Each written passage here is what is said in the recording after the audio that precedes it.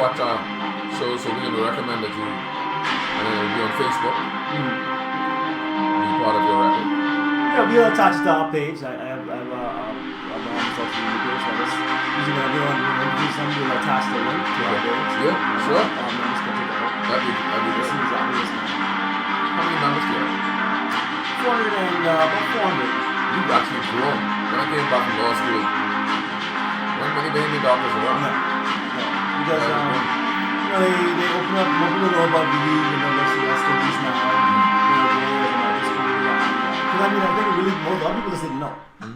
Good morning, Bahamaland. Good morning yet again to our show. It's a Facebook show. We emphasize you. We emphasize the issues which are important to you. We have a special guest, Fayne Thompson, here along with Dr. Milar. He's going to introduce himself. He has a Tanzanian name, I believe. His first name is Tanzanian. I don't know what it is, but anyway, he'll let us know who he is.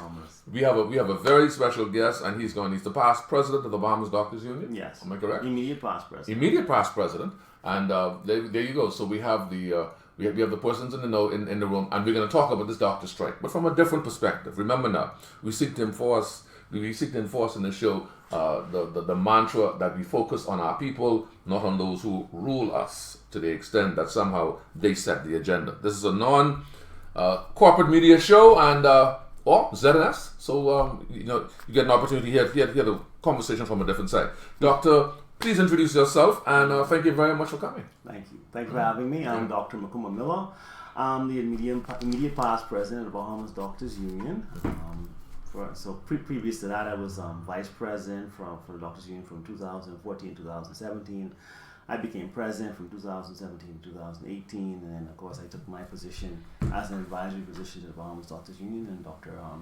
Millicent Bassett, who is the current president of the Bahamas Doctors Union. So Doctor, you've actually been on the front line. You've seen some of these issues develop, and what I wanted to just talk about some history, and then we'll come back more specifically to what's going on recently. The Doctors Union in a whole, or my personal history? Well, your personal history is important too. Tell us a bit about what kind of work that you do, and where there's a clinic, or you work for the government? Yeah, well, I work for the government. I mean, I work publicly and privately.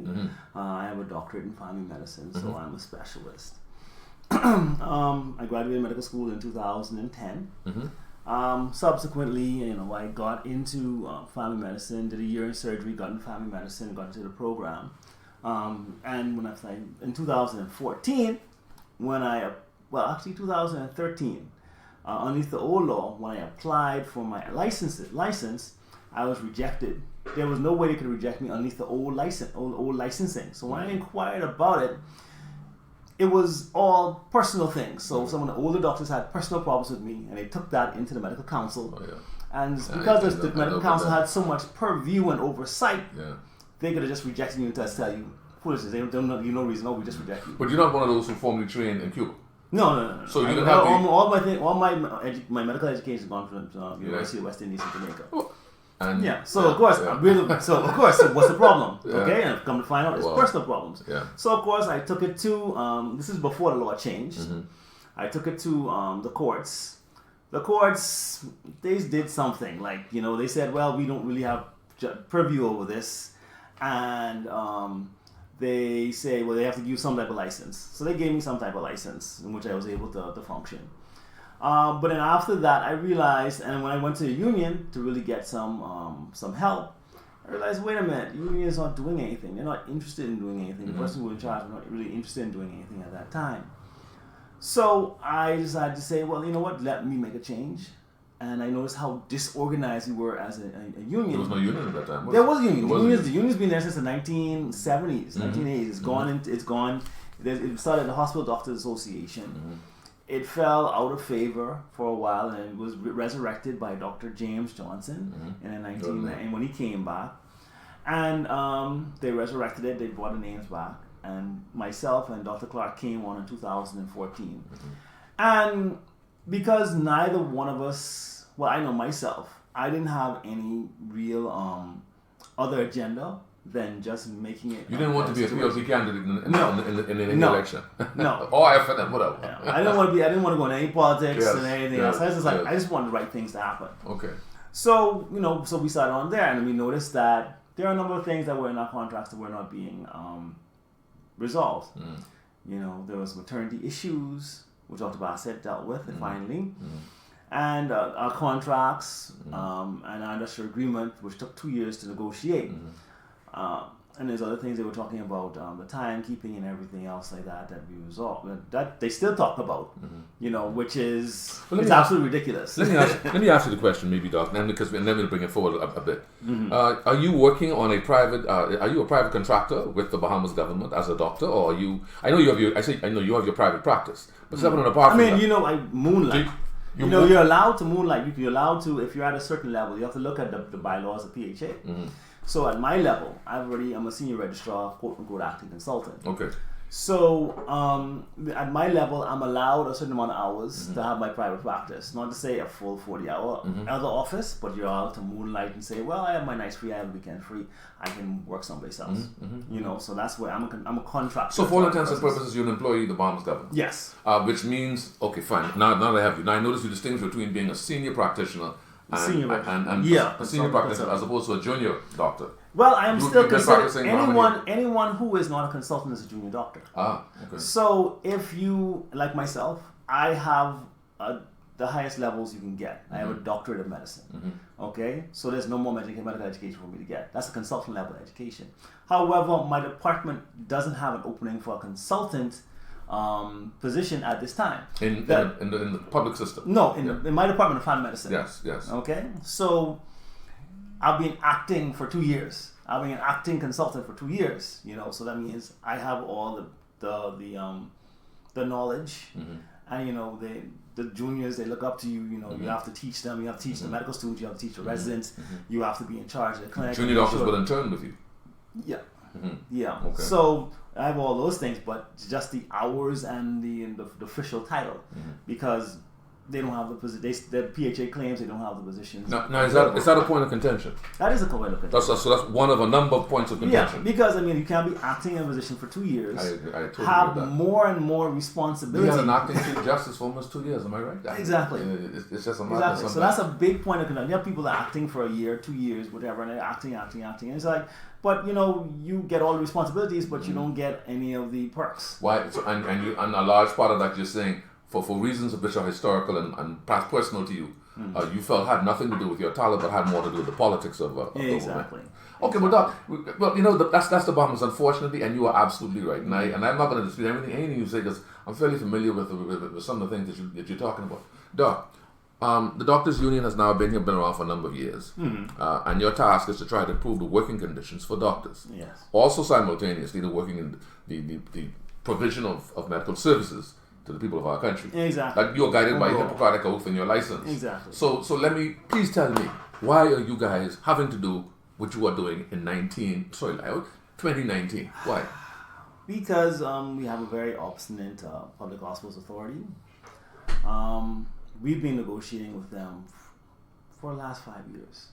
4 or 5 years since we got in about holiday pay, and it's something. Let's go through that. Let's go through the holiday pay, because that'd be fine. That's a good starting point, only because I'm familiar with some of that. Yeah, go ahead, Doc. Explain. Well, as you know, in the Employment Act, if you work double time, yes, you get paid. You get double time pay. Especially you get a holiday. Yes. If you work on a holiday, you get double time. Yes, that's the simplest thing. Yeah. Okay, that's what's in our industrial agreement.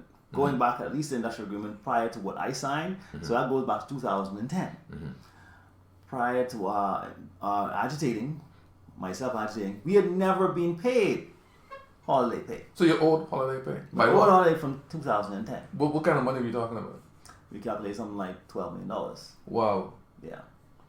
Okay. And that's according to PHA's calculations. PHA concedes PHA concedes we owe you. Oh, no. Right?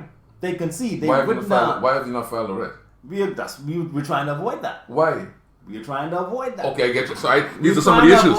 These are some of the issues. Circular thing going through the Supreme Court, the Court of Appeals, this and whatever. Arbitration. Well, remember, tribunal has no power. No, there's an arbitration. We've been sitting down. Well, there's no arbitration, because guess what? When we go to labor, we've had 2 appointments with labor. PHA doesn't show up. So they simply refuse to come. And they do not. No. For 5,000. If the Bahamas Doctors Union did not show up, I'm sure that the Department of Labor would gladly give us that bill for $5,000. And guess what? When PHA does not show up, all we hear is, oh, well, we don't think we can charge them. We don't have the power to do so. Yes, they do. But they refuse to. But if you work for them, they work for them. I mean, we no longer trust John Penn and the Department of Labor because obviously they work for the government and they're not an independent party. And there's nothing impartial about Mr. There's Pinder. no impartial about them at all. As you can see with last 2 weeks with Mr. Pinder. Yeah, he's been and all his actions have been our actions do show us that his actions show us that we should not trust him at all, and he's not an impartial body. And so we're just gonna have to go to the courts. Some of the other issues now, clearly, holiday pay is important. Clearly, issues in terms of monies owed are important. What else are we talking about now? Well, something as simple as housing for our interns. Our interns are the junior doctor, the doctors who just graduated medical school. So they have to rotate through the hospital in each department and get some more knowledge, get some more working knowledge, because now they have academic knowledge, but academic knowledge and working knowledge is two completely different things. They say that medicine is an apprenticeship until you're not really a doctor until about your 3rd year out of medical school. So they're just learning some basic, practical knowledge to apply to know what to do when they become a senior house officer, and they're on their own. So they're the ones who clock the most amount of hours in the hospital. The junior doctors. The interns. The interns, yes. Yes. Yeah, they would be Yes. And so they historically have had housing up on top of the hill. In back of the hospital. Yes. Hospital, yeah. So that's another area of contention we had to do because it was in a deplorable state. Appalling housing conditions. State. When we finally got Mr. Herbert Brown to go up there and they showed him the rotten doors and the rats running through the back. Why didn't you bring some pictures? We bought pictures. We should bought some pictures. Well, you have some pictures somewhere. That's incredible. Give some credit to Mr. Brown. Yeah, Mr. Herbert Brown. Mr. Herbert Brown. Yeah. He renovated the place completely, and brought them back. Now, last year, I think some of the they had some interplay with the junior doctors. Some of them didn't want to live on the hill. That's fine. But historically, once again, if they didn't have a place for them, they used to give the doctors a housing allowance of about $600. That's not much. That's like a little 1-bedroom place, someplace, But, you're talking about physicians, people who haven't had a job for 10 years. Okay, so you don't have any savings. That is true. And this is their first paycheck. 10 years to get qualified. Right? Yes. So, this year, they unilaterally decided to say, okay, we're going to do something else with y'all housing, and we're not going to give anybody any housing, and we're not going to give anyone any housing allowance. Unilaterally. So, that does not fly. That's quite a bone of contention between us. Okay, so that's something that we've been arguing, and that's another point. So we're talking about housing allowance, lack of housing, inadequate housing, the industrial agreement. Speaking about inadequate housing, at least we have some place for our doctors who are on call, the junior doctors on call to stay. In Freeport, you have 2 lazy boys in about the size of this room here. Wow. In which you have to two spend lazy boys. 2 lazy boys. If you have to that you can leave that you can spread out and try and sleep in when you're there for 24 hours. So there's no facilities in Freeport, and they've been begging. They've been saying they're going to give us housing there for at least since 2014. No, I haven't. But let's add to that mix. There's something else which I thought was interesting and curious.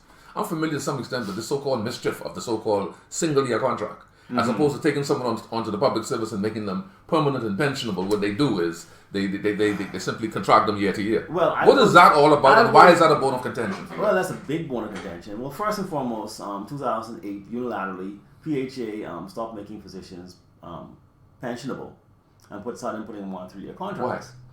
Why? I was still in medical school at the time, but it's a cost-saving measure. That's what it is. They don't want to have to pay you pension when you retire for multiple of years. If you work for the government for 30 years, you can say you're an IB. Okay, so they don't want to pay you. So it's much cheaper for them just to pay you, give you a gratuity at the end of 3 years rather than paying you off for the rest of your life. And that was done unilaterally without the union at that time's input. I do not know why the union did not raise hell and high water. I wasn't there at the time, so I cannot comment. Okay, so 3-year contracts. Okay, fine. Now, And Dr. Sands has said it. He says that he wants to use this as a way of controlling people and threatening people. So that, okay, I didn't like what you did just now. I'm going to put you on a 1-year contract, and if next year I don't like you again, I'm not going to give you any contract. And I've seen complaints in the newspapers that has happened. Yeah. Tell me a bit about those instances where you have... Well, I mean, you know... the allegations are rife, that somehow... it's very rife. Yeah. We I mean, if you noticed, a few months ago, we were making a lot of noise about the 1-year contracts. I did a lot of media and everything else like that. And it's like, you know, and it's obviously, you can't get a credit card with a 1-year contract. You can't get a bank loan. You can't get a car. You can't get a house. You can't get anything with a 1-year contract. So for all intents and purposes, if you're a junior doctor and you're brought into the system on a year-to-year or 3-year contract, exactly, you have no means of being your life stability is up in it. Very precarious. You either stay in the public service. Well, are you in the public service? They're in the public service, but they're contracted to the public service. Contracted to the public service for 1 year. So you're 52 weeker. Basically, independent contractor. Mm-hmm. There's no security attendant. Exactly. Wow. You know, and they have no other means to make any other money. And you have I see. So we made all that noise in the media. You know, he had a meeting with him before that, and he said, "Well, no, there's nobody here. There's maybe 1 or 2 persons on these 1-year contracts. Da da da da da da da da." That's his thing, right? We went out. We had a lot of meetings. We made the public aware and know these things, and well, the public did make an outcry and say, "Well, this is something that's not really right." Mm-hmm. Then he comes back and says, "Well, you know, we reviewed everything, and then all of a sudden he's like, we have 40-something people on 1-year contracts." So I'm like, well, you know, that's quite a bit. That's 10% of us. You know, so he's like, we're going to convert them from 1 year to 3 years, and we're not going to do many more 1-year contracts. Okay, fine and good.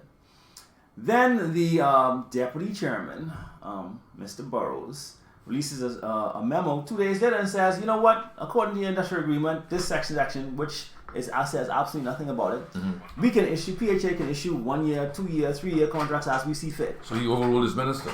Exactly. Mm-hmm. So I brought up to Dr. Sands, and I was just like, who's in charge here? Mm-hmm. You know, is it the donkey pulling the cart or the cart pulling the donkey? And as a deputy chair, you made the correction. Yes. I see all the adjustment. The deputy managing director. Yeah. You know, who said this, and I was just like, well, what is going on here?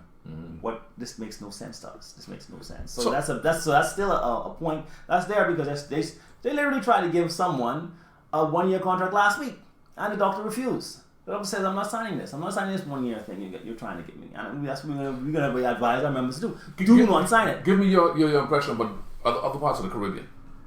Is there are they having the same issues? Other parts of the Caribbean, Jamaica, for example, Barbados. Jamaica is not. They're putting out a lot more physicians than we are. They are having problems with employing them, but I put that on the Bahamas government, because they had no foresight when it came to dealing with medicine. My medical class was 17 medical students. Medical class now is 40-something medical students. You know, they did not have they opened up the gates, but didn't have the foresight to say, well, we only need this certain amount of people. But 400 doctors is no massive complement of doctors in a country that's developing, But expanding. remember, you have to remember the Medical Act of 2014. Mm-hmm. There used to be a valve that used to release a certain amount of physicians every year. Yeah. Okay? So underneath the old system, after you got your medical degree, you would do your internship, and then 2-3 years after you finish your internship, you're able to get your license to practice outside. Mm-hmm. So what would start happening is they would start moonlighting maybe at a doctor's hospital, maybe in somebody else's office, whatever, and getting a taste of what it is outside. And then maybe in a year or so they would decide to say, well, you know what? I want to leave the public system. And they would leave. Mm-hmm. Or, you know, they would have a little moonlight job, and, you know, the inconvenience, when you have 2 incomes, you know, the inconveniences of the hospital don't seem as great, because you have another means in which to make some money and keep your lifestyle. Now, 2014, they stopped that, which makes absolutely no sense, because it doesn't exist anywhere else in the Caribbean. So the Bahamas is a peculiarity in that way. The Bahamas is I wouldn't call it peculiarity. I would think it would be more like nonsensical. In other words, yeah. Because they were advised, our medical council was advised not to do this by all the other medical councils in the Caribbean. And they said, you will compromise the financial viability of your young doctors. And they said they also don't care. Yeah. We gotta do this anyway. We gotta also the delivery of services. Exactly. To the public. I mean, to the public. If you have 1 year, 2 year contracts on a routine basis, doctors have no certainty of where they're going to be. Well, Dr. Sanasi said he doesn't care. He said some people need to go and wash cars, go work in a lab, fry some chicken on the side of the road. He said, he said, some people are gonna have to go and leave and get a job in the lab or go become a teacher or these other things. Now we get to recent times. Mm-hmm. You guys have had obviously a rough relationship with the status quo. The older doctors, I should say, pre 2010, 2000, whatever, seem to come from a different school of thought, a different kind of reaction, a different kind of experience. 400 doctors. Why do you have to go on strike? Are these issues that serious that you have to do? Well, it's a accumulation of small problems that have gotten to be a very large problem. Mm-hmm. Okay, and it's all these issues. Individually, we could go on strike for because that's how passionate our members are. You have a right to apply and as an industrial exactly. And as I told someone the other day, 5-6 years ago, before this medical act was around, you couldn't get the doctors to do that. You couldn't get them to do that because they would be thinking, well, you know what, I'm going to leave here in a minute, or y'all be thinking, well, it's bad in the hospital, it's not so bad because I have 2 streams of income. These physicians, these young children. Because to me, they're still kids, because I'm in my 40s. All right, they're in their 20s, and I look at them, I was like, you guys are kids, right? Yeah. And these young doctors have only one stream of income, the government, Public Hospitals Authority. And some of them don't foresee having any other stream of income for quite a while. So that's why you see it, and we said the other day, our members are very militant right now. We're in the rain, holding hands, and we're telling them, say, listen, come on the rain, come on the side. And they won't move. They don't want to move. We say, should we ban on any of these things? They tell us, no. What is the present state of the action? Is it on or is it off? Because I know you had as a lawyer, I know what you guys were facing. They call it the labor injunction. It's a nonsense. In fact, it really was condemned when it was first. We will. I mean, as we saw in our press conference, we said the tribunal has no power. Let me just make sure I get this clear. On the show, on my show, Farmers News, whatever. In fact, with Dr. Mucumbar Milar here, that in fact you are ignoring. We're not saying ignoring. We acknowledged it. No, we're not ignoring the court order. We're ignoring we're noticing the notification from the minister to send it to the tribunal. I see. Okay, now, so Judge Winder, from the Supreme Court, issued a court order, and he issued an injunction. We respect that. Okay, because the Supreme Court has power. Its ruling has power, and it has power to be enforced. The tribunal has no power to enforce these things. So that what the Minister of Labor did and what Labor did is trick because it says that once the Labor says it's detrimental to the public, then he's gonna refer it to the tribunal. But what the tribunal is gonna do? The tribunal is gonna meet. If even PHA deems to show up, because the last time we went to the tribunal, they didn't deem to show up. They didn't show up. Right? And after they make their ruling, how do they enforce it? Yes. You can't enforce it. Yeah. 2/3 of the time when you go to the appeals court, it's overturned. Yes. Yeah. Okay, so we rather say, okay, let's go and sit down and go to. So Judge Winder says he issues an injunction. They're going to hear our side and they're going to hear PHA side. PHA is going to say, well, why this is detrimental to the public, and we should not be allowed to strike. And we're going to say, well, no, because we had things. This is not a normal strike, if you notice.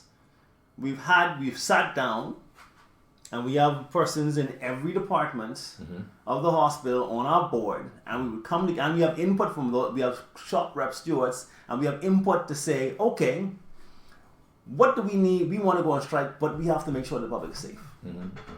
We have to make sure nobody is hurt, nobody dies. But Dr. Sands is saying it's a national security threat. You guys, Dr. Sands is saying he didn't save his job. This is his job. He is saying that basically you guys have an oath that you are now ignoring. That is implied in your action that you were irresponsible. But we're also, and you don't care. Well, if we didn't care, there would be none of us in accident and emergency. There will be none of us in emergency services in all departments. Okay? So all those persons who are on call in hospital for 24 hours, they're in the hospital for 24 hours for internal medicine, for pediatrics, for surgery, for gynecology. Okay, we have Dr. Mucumbar Milar with us here today. We're going to take a break right now and then at our halfway point, and then we're going to come back and we're going to talk a bit more with Dr. Milar about where to from here. I understand the point that he makes. The Industrial Tribunal has traditionally been a toothless tiger when it comes to enforcing court orders. How then could an injunction be effective in circumstances where the other side does not even want to turn up, does not even want to doesn't even want to pay attention? Dr. Milar is here with us today. We're going to take a 5-minute break, and we will be right back.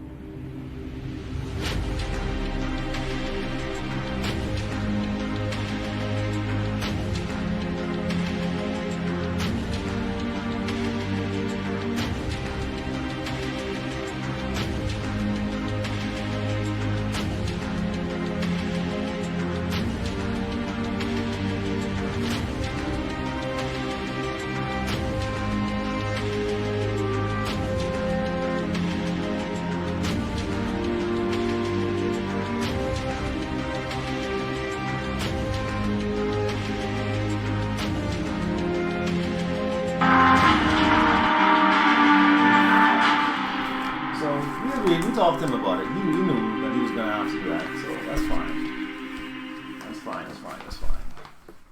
Good day. Welcome back again to the Fayne Thompson Show. We're here on Facebook, and also we're going to be mounting our program and our shows to YouTube. We have now 4 shows.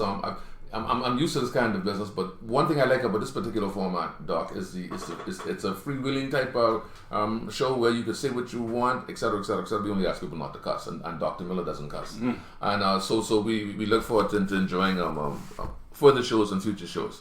The focus today is on the Doctors Union. The focus today is on doctors and also working Bahamians. What are some of the difficulties that working Bahamians have with the government? And I've noticed I did not say with this government, with the government. Because clearly the question is, when will the problems that the doctors face end? The police, I think it was the police who complained about being owed millions of dollars because of overtime. It seems to be the norm, the default position that they don't pay you for what they owe you. Of course. Now, Doc, tell us a bit more about how you ended up going to strike on this occasion. Specifically, how was it that your members got from annoyed and pissed off to taking action? Well, I mean, it's a number of things. It's all those other issues we spoke about. The holiday pay issue is something that's been bothering us persons for a long time. I mean, they're like, well, we got paid in 2017. What's going on? And honestly, let me tell you the truth. Doctors are very self-sacrificing by nature when it comes to our patients and the whole system. We know how overburdened the system is. We know we have to make do with a lot of things because we do not have the things that we would like to have for our patients. So honestly, like, had they continued to pay from 2017, I don't think we would have had this issue come up to a point. When you say pay the holiday pay. Because when they did that, those 3 months they paid in holiday pay because they realized, say, okay, well, and Mr. Brown issued a memo to the whole PHA and said, we pay according to the law. This is holiday pay. This is something easy to deal with. But then, of course, Mr. Brown was terminated. Yes. Yeah. Well, retired. So then they stopped. And who makes that decision? After he said pay, who made the decision to stop payment? Do you know? I do not know the hierarchy over there at PHA. This is PHA who made the decision. They have their PHA. But they sent you a memo? But they sent you a memo? They don't send memos to that stuff. Whenever they do stuff like that, which is illegal stuff, wait, Nani. They don't send no memo. Wow. They might have, and that's one of the big things, big peeves about PHA. So they will say things, but they will not put it in writing because they know that you're liable once you send a letter and you write it. They're also liable when they begin to pay and then they stop payment. Exactly. That concedes that you owe somebody something. Exactly. So so had they continued to pay from 2017 to now, I don't think we would have had this problem. So you get to the point where you're annoyed, pissed off enough as it is that you move to a strike vote. You did that. You filed a dispute. And God got back to the table with these persons. Continued having problems as to say how the payout is, what the payout is. We start talking about a non-monetary proposal, which, you know what, it's hard when someone attempts to demonize you, like what Mr. Karen, who's the publisher of the Tribune. So I don't believe anything that ever written in this absolutely. thing. That's what you feel. Who's also the deputy chairman of the PHA. Wow. So coincidence why we get such bad press with Tribune. There's no coincidence. Okay. And Mr. Sands, who has his Dr. Sands, sorry, not Mr. Sands, give the gentleman his accolades and his respect. But no one knew that the connection between the Tribune and perhaps the implication that the story may be a little skewed. Might be fraudulent. Yeah, no, seriously. But this is not the first time they did that. Remember, they did that in 2017 when we had the issue with the specs and when they were trying to put forced positions into a certain program to get to force them out of the hospital, then all of a sudden you see a number of headlines by the Tribune by Mr. Karen. So that's his usual modus operandi. So and he's now still acting as a member of the board. I heard that he had quit, but I saw something in March that said he was still the deputy chairman. You're being demonized. What takes you outside of the precincts of the hospital to strike? You're actually on the rain, standing, and is this the one issue which has to do with holiday pay? It's all those issues. Holiday pay is there, but it's all these issues. Okay, all these things that are like detrimental. Okay, you can't have persons in acting positions for years. You can't have interns that already they have the lowest salary of all the positions. Already, who have to take their monies that they used to get for housing, and now take out their salary, out their pay to do this. You can't have those persons who are working in public health who still have not gotten their salaries from 2015 that was supposed to be regularized and equalized to the physicians in the hospital. We get upgrades in our pay. We got an upgrade in our pay this year by $100 and something, and they got another upgrade in $100 and something 2 years ago. They're still not getting it, so they're getting like $400 less than for the physicians in the hospital, and plus their back pay. So all these problems. These are things that make people angry, and you have to go to work every day, sleep in the hospital for 36 hours, and working conditions and deal with people. Because we're like police officers. How police officers have to deal with everyone. We have to deal with everyone.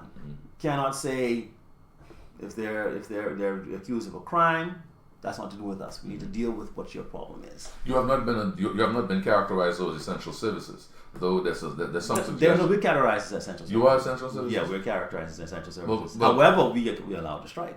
We're not like unlike the police officers. We're not like police, and we're not like the defense force, like the military. Yes. But we're allowed to strike. Essential services, of course, you unionize and you end up again striking. You end up in the rain, taking the stand that you take. How is the public reacting to that? Do you feel that the public is giving you the support you need? Do you feel that your message is getting out there so that the public understands why you're doing what you're doing? I feel that our message is getting out there once the public is educated. Okay, once they're not given inflammatory, derogative headlines from the Tribune and from the Punch. Because for the most part, persons do. What are some of those headlines like? Like doctors demand free cars and demand crown land. That wasn't true. We gave them a list of options. But you know what? The funny thing is that this is not the first time a union has asked for these things and said these are options. The teachers have said these things. Other unions have proposed these things. And it was just a proposal. And we said the proposal was, you owe us $6 million something dollars. Yeah, that's right. Okay, we know this. You admit this. Yeah. All right. For this, we'll take cash for this much. But you know what? Here's a list of options. Here's what things happen in other countries. Now you're explaining exactly what that was about. Okay. There's a list. If you don't want all these things, we said maybe choose one of these things. Give us better insurance. We have Tier D insurance. Meaning that if I get sick today, guess what? I can be laying on Mayo Medical 1 right beside a patient who I was rounding on the day before. So you don't have... Okay, I see. Okay? When our female doctors get pregnant, they have to pay out their pocket for all of their maternity stuff. Okay? Give us the insurance like the police, the defense force, cabinet ministers. Okay? Give us a voucher for customs we can use once a year. Guess what? The MPs, they can walk through with all their stuff customs free. Okay? And some of you have your own businesses too, which everybody accepts and recognizes. Exactly. Yes. All right. Okay. You've given other unions crown land. Give us a piece of crown land so eventually we're able to build an office. And it's also the means by which to pay you at the end of the day. Exactly. You can pay us that. They're planning on building a multi-tier parking structure. Take our credit of the $6 million and put that towards that. Give us credit, and whatever profits from our side come out for the next 5-10 years, put that towards what cost that we would have incurred for construction. So that's long term. We wouldn't even have gotten the money of that for 10 years. All right, but that's a long term thing. Give us a bloody parking spot. Give us a parking spot so you don't have to drive around the hospital for an hour to find some place to park. It's simple things. And we said, any one of these things, give us feedback. Silence. Crickets from PHA. They never pass it on. We know you don't have the power to do this. Pass it on to the minister. What do you think? Why do you think that you're being treated this way, this badly? Because we're easy targets, and because of our opponent. That's Dr. Sands' modus operandi. That's what he's done to us before. He does not have any respect for us. You refer to the Minister of Health as your opponent. In this position, is our opponent. You have to be. You're not working with us. There's no middle ground. We've tried middle ground over and over. How many times we sat down with you and sat across from the table with you and attempt to talk these issues out? So when you have meetings with the PHA, he's not present at all? He is. Well, it depends. Sometimes we have meetings just with PHA, but that's broken down a lot. We don't basically. I think they're afraid to have meetings with us alone now, and so we've had meetings with Dr. Sands there and DPA, Department of Public Health, and PHA. Who would be the chairman of PHA now? That's Catherine Weish. Catherine Weish. Yes. And the deputy is, I think you just mentioned Mr. Burrows. I can't remember his first name, and it might be Tyrone. Okay. So when they respond, they are responding essentially to your demands, to this, to that. So, and they can't make these decisions independent of the minister. No, and so the fact that the minister and the PHA board. Remember. Yeah. In which Mr. Caron is the. I like how Dr. Miller is doing this. No, I'm you should do it. You should do it. I'm reminding you. Okay. Yeah, because he was. In fact, the Tribune was the one that came up with that story, if I remember correctly. So how do you feel now moving forward? What's going to happen over the next few weeks, next few days? The many people are watching. We read eagerly these stories. We watch what's going on. We see O.B. Ferguson there along with Dr. of course with Dr. Bassett and others. What's going on in terms of the long term? Well, I mean, of course, they've sent it to the Supreme Court, and we're respecting the injunction by the Supreme Court. That effectively has no. The point. Supreme Court. Yeah, I just say this. You may not be able to say this, but that injunction sounds to be a waste of time. I'll tell you why. Because if in fact you're telling me that the person with whom you are litigating does not respect the process of complying with even the orders of the Industrial Tribunal, how, pray tell, otherwise than going to the Supreme Court, can you get them to comply with orders of any legal body? I think that's your point, right? It's basically a waste of time. It's like running after a circle. No, the thing is, right now, we're not going to, as far as the body is concerned right now, we're not going to take that $5 million they have on the table. We're going to go for the fullness of what they owe us, okay? Because they don't want them on monetary issues, and because secondarily of the disrespect, okay? Because there's a large amount of disrespect in this whole process that we're getting from PHA and the Ministry of Health. So therefore, we're going to get everything that's entitled to us by law. And what are you talking about? Let me just itemize the various things we've discussed, including the arrears of the holiday pay. We're going to get the fullness of the holiday pay according to their calculations. That $5 million is according to PHA calculations, and that's only for 4 years. Okay, so add another couple of years to that, another 4 years to that. So we're going to get the fullness that we're owed. And you feel you're going to have success in that regard? Yeah. It's a basic law. Yeah, it's a basic law, and it's a national agreement. Absolutely. So either A, you're going to go and you're going to change the Employment Act and make it retroactively effective to 2010, or you're going to challenge our IA, which is not going to make any sense because our IA is stamped and approved, and that's the same sentence that is in the Employment Act. That they agree to. Yeah, but it'd be cut and paste that from the Employment Act. That area, okay? There's no change. They tried to get me to change it when we did our negotiations. I'm like, heck no, I'm not doing it. But they wanted something else. They wanted something to say you're not eligible for overtime. You're not eligible for holiday pay. Who does that? Who their right mind does that? I sat down for about almost 8 months to negotiate one of the teachers' industrial agreement. I'll never forget that. And they do make these efforts, ladies and gentlemen, as you watch this show. Listen, they do make these attempts for you to agree. Essentially, to give away your statutory rights, and you were smart, Doc, because I don't know. I guess Obi was with you at the time. Yeah, Obi was there sometimes. We also but for the day by day at that time, because Obi's a busy fellow. Yeah, and that was a lot of meetings. We met with him for 2 years, and sometimes once a week for 2 years. 8 months but we had Mr. Van Delaney, who was with us, and we were very blessed to be able to pick him as our advisor. Because when we started doing negotiations, we were like, you know what, this is not going to work. We don't know what we're doing. We're physicians. We're not labor people. So we had to educate ourselves. Time frame to resolve everything, Doc. Time frame to resolve. If it is up to public hospitals authority, this would go on for the rest of both of our natural lives. Just stretch it out. To stretch it out. Okay. What point do you feel no longer obliged to honor the injunction? No, we're gonna wait for our day in court. September the 19th, we're gonna wait for our day in court. But you do realize, Dr. Bassett is a former police officer. She's someone who believes in law and order. Yeah, of course, yeah. Okay. Sure. Now, as we said, we don't believe that the tribunal has any power. And they don't have any power. It has no enforcement power. I can say this right now to the president of the court of the tribunal: you don't have any power because you've never had no power. Anytime you have a decision that tries to be enforced, it goes to the Supreme Court for enforcement, and then you have to apply for a certificate of the actual decision. Then take it to the court of the Supreme Court. So you're absolutely right. So if September 19th that we win the case and the judge says you can continue to strike, we'll go back on strike. What are the issues? Oh, I see. You've answered my question. I was about to ask it. Yeah, because that's what the injunction was granted on to say, hey, these guys, this strike is endangering the public, and this should not be continued. It should be discontinued. That's what the premise is. And if we the hospital needs you, though. We don't like striking. We like our patients. We like taking care of people. That's our job. Our job. That's your life. Not one of the job. It's your livelihood, and it molds you as an individual. Okay, because medicine is something that takes over your life.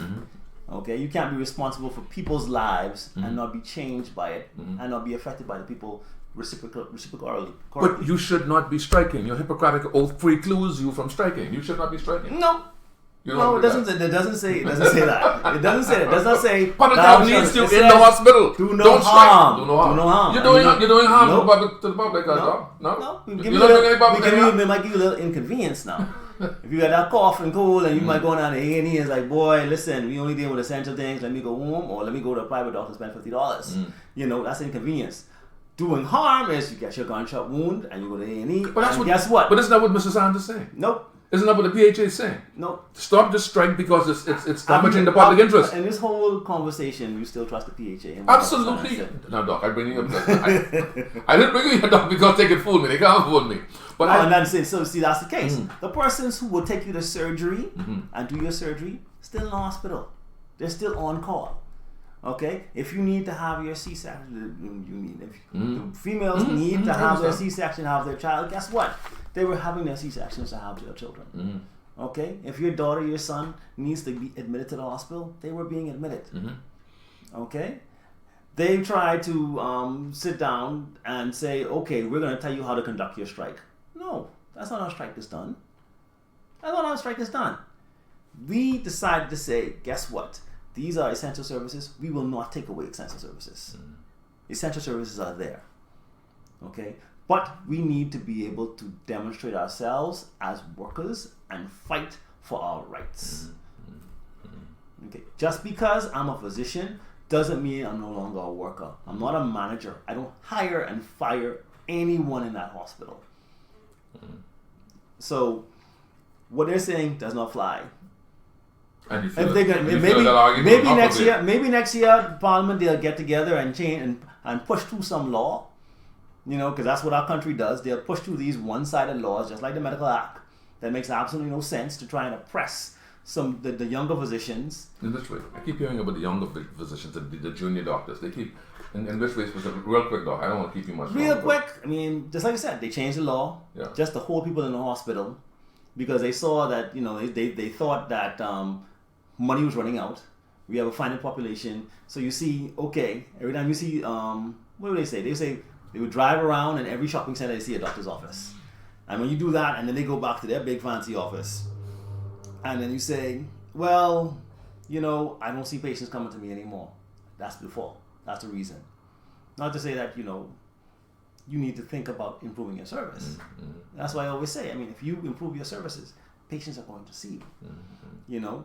Now, I'm not talking about, let's be clear, I'm not talking about the consultants in CPSA. That's different. I'm talking about those persons who run the medical council and who set up in PHA. Okay, those administrative persons, they have their thought processes, and secondarily, they also don't respect us who graduated from the University of West Indies, the only university, because of course those who go to medical school in America or graduate. He has one of the best reputations in the world, but they graduate from the United States, so they get that mentality is because I went to school in the United States, I'm a better doctor than you are. So, if you know the persons who are in charge of the medical council, they're all U.S. board trained physicians. Okay, so they tried to model it after the U.S. Laws, which does not work because we are not the U.S. So the majority of doctors now in practice are from UB. Yes, the junior doctors and even the senior doctors are from the University of West Indies. The majority of those. Majority. So when does the so-called revolution? When does what's the word they call? What's the word that they use? When does the awakening take place? The awakening is going to take place, and as I said to someone yesterday, the awakening is going to take place, unfortunately, for the Bahamas country within the next 10 years, when you know that a lot of the specialists we don't have. Because physicians, the young ones who come to the University of West Indies, come here, be here for a year or two, and it's like, you know what? This is too much foolishness. Will they leave? There's too much politics. Wow. They leave. They go to the U.S., UK, or whichever, and they never come back. So we not only do we have a drain of nurses, we have a drain of young doctors. Yes, we do. Wow. Because you realize if you have to study what's going on in the U.S. A lot of physicians are leaving the system in the U.S. because of too much bureaucracy and everything else like that. So they're estimating that they're going to have within 10 years they're going to have be short about 250,000 medical professionals in the U.S. That's doctors, that's nurses. So once you pass your exams to the US, they're taking you. You're going. Same with the UK, you know, if you apply, you do exams, how do you guys manage that? I mean, clearly, I guess you're bringing in Filipinos and whatever else, but how does that? Filipino nurses, they're not so much physicians anymore. I mean, just for specialized areas, like stuff like where we don't have any type of training, like anesthesia. Okay. You bring them in. We're not even really seeing like maybe one or two surgeons and maybe just specialist surgeons like orthopedics or something. But now we got Bahamians coming back with that. So, in radiology, those are areas we'll see some Indians and stuff, but not so much Filipinos. I think there's one Filipino surgeon in Freeport. We're saying a Bahamian. Yeah, we didn't say very much about Freeport because of course Grandma has the same problems, I'm sure. Oh yeah. Oh yeah, and it's magnified because it's a microcosm. Yes. Okay, it's what problems we have here. It's magnified because they know each other intimately. So. Dr. Mucumbar Milar has been with us today. In fact, he's been giving us an eye opener about this profession and about some of the issues which impact the doctors and their struggle to get better working conditions and improve services for you. Ultimately, if services are improved, of course that will be reflected in the way in which we receive their services. It's a simple proposition. So, ladies and gentlemen, I hope it's been edifying for you. I hope it's been educational for you. Doc, any final thoughts? Just keep watching. Be patient. Support the doctors. Put yourself in our position. Would you work for 10 years if you weren't getting paid? If you were to work Christmas and you weren't getting paid for it? Absolutely not. No, I don't think Hardy. What, more than 2 weeks? And I said you think, well, exactly. You have a problem, Exactly. Yeah. There are other ways in which we could do things. Right now, for example. Right now, if a holiday comes up, we can simply tell our members, do not go to work. You're not going to get paid for it. Do not go to work. So in any one shift, if the doctors know that they're not going to be paid, they will not turn up. That's one of the ways we can say, because if you're not going to get paid for it, then what are we going to work for? Why are you going to work? So, but we don't want to do things like that. Well, Dr. Milar, I appreciate you coming and actually sharing with us on my show some of these issues. We're going to be posting this so that the public can actually see it, and we hope it's a pivotal moment in this conversation. We do not take the position that people who work for a living and who try their best to do their best should be demonized either by the media or by the PHA or by the minister responsible. That's unfortunate.